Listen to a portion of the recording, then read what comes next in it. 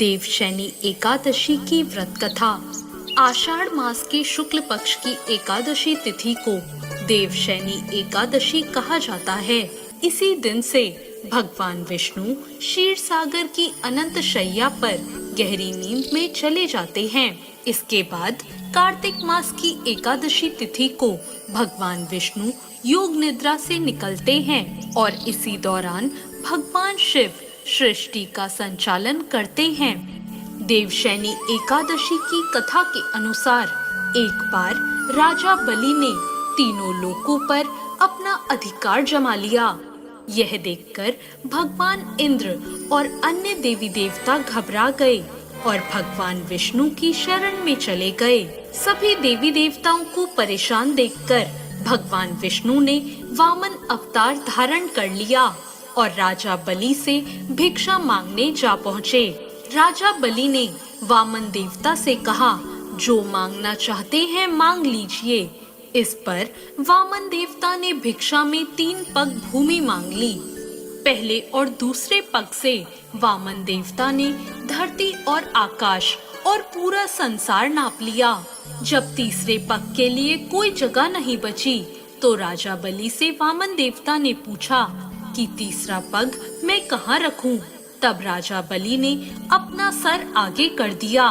वामन अवतार में भगवान विष्णु राजा बलि को देखकर बहुत प्रसन्न हुए और उनसे वरदान मांगने को कहा। राजा बलि ने उनसे वरदान मांगा कि आप पाताल लोक में जाकर बस जाएं। राजा बलि की बात मानकर उनको पाताल में जाना पड़ा।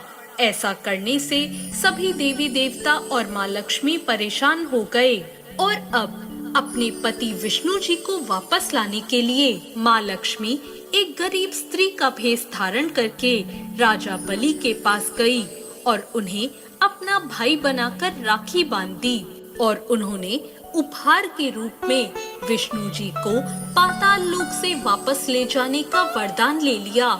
माता लक्ष्मी के साथ वापस जाते हुए भगवान विष्णु ने राजा बलि को वरदान दिया कि वह प्रत्येक वर्ष आषाढ़ शुक्ल पक्ष की एकादशी से कार्तिक मास की एकादशी तक पाताल में ही निवास करेंगे और इन 4 महीनों की अवधि को उनकी योग निद्रा माना जाएगा। तो ये थी देवशैनी एकादशी की कथा। देवशैनी एकादशी व्रत कथा का वर्णन भगवान कृष्ण ने खुद युधिष्ठिर से किया है। सतयुग में माधांता नाम का एक चक्रवर्ती राजा राज करता था।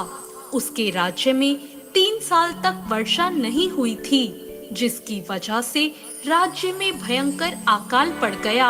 अकाल की वजह से चारों ओर हाहाकार मच गया। राज्य के लोगों के अंदर धार्मिक भावनाएं कम होने लगी।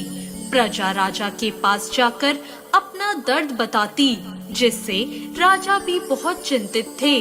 राजा माधांता को लगता कि आखिर ऐसा कौन सा पाप हो गया जिसकी हमें सजा मिल रही है।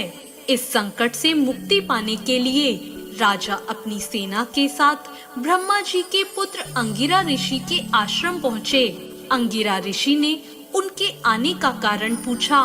तब राजा ने हाथ जोड़कर कहा, ऋषिवर, मैंने पूरी निष्ठा से धर्म का पालन किया है, फिर मेरे राज्य की ऐसी हालत क्यों है?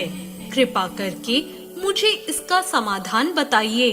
अंगिरा ऋषि ने कहा, यह सतयुग है, यहाँ छोटे से पाप का भी दंड बहुत बड़ा मिलता है। अंगिरा ऋषि ने राजा को आषाढ़ मास के शुक्ल पक्ष की एकादशी का व्रत करने को कहा। अंगिरा ऋषि ने कहा, इस व्रत का फल तुम्हें जरूर मिलेगा।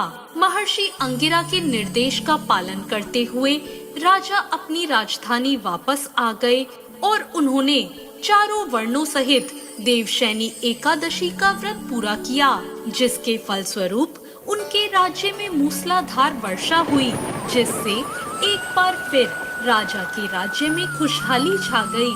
तो ये थी देवशैनी एकादशी।